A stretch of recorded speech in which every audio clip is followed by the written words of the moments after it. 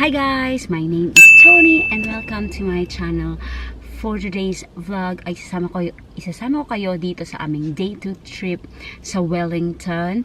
So if you're interested, just keep on watching. But before that, don't forget to hit like, share, subscribe, and to tap that notification bell para updated kayo every time may bago akong video just like this.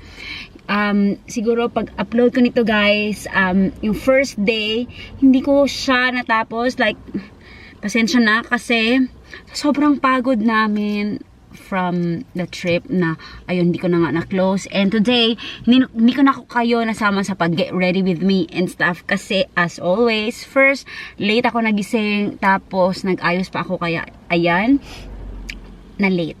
Hindi na nakapag-video. Anyway, andito na kami ngayon sa Hobson Street dito sa Philippine Embassy ng New Zealand sa Wellington. Kasi nga, diba, ang main reason ng trip na ito ay samahan si Ivan para i-renew ang kanyang passport. Hopefully, malapit na siyang matapos. Dito lang sa car kasi dahil nga sa COVID, one person at a time lang ang pwedeng pumasok sa embassy.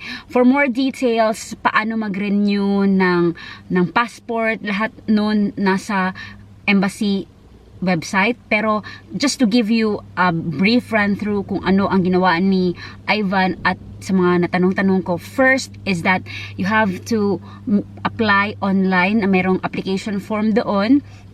And then once you finish that application form, you have to print that form and bring that form pagpunta nyo dito sa Wellington. Tapos, make sure may booking kayo ha kasi very vital ang booking. Yung booking. So, it took us almost 5 months. January, nag-apply si Ivan ng kanyang passport and nagkaroon lang siya ng slot for booking ngayong May. Tapos, yung envelope, courier bag, which is naka-address sa inyo para kung ipadala na yung passport nyo. Tapos, yung mga documents like mga certified through JP copies ng mga documents ninyo. Like for us, kailangan ng marriage contract kasi nga married na si Ivan. Before, single pa siya ngayon. Pag renew niya ng passport, meron na siyang asawa. Anyway, and yun pa. And of course, cash na I think it was $96 if I'm not mistaken. So ayan na, maghintay lang tayo ngayon. Ipapakita ko na lang sa inyo sneak peek kung anong itsura ng Philippine Embassy dito sa Wellington. Sana hindi ako pagalitan dito, no?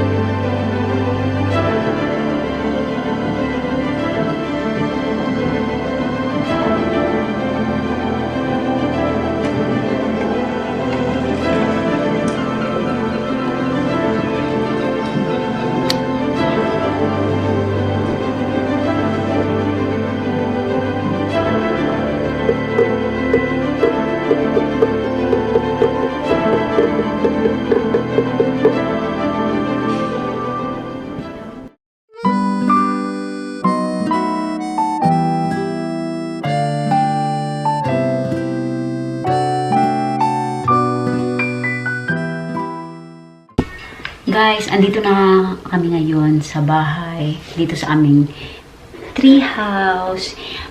Hindi ko na ata natapos lahat vlog doon sa Papa Museum.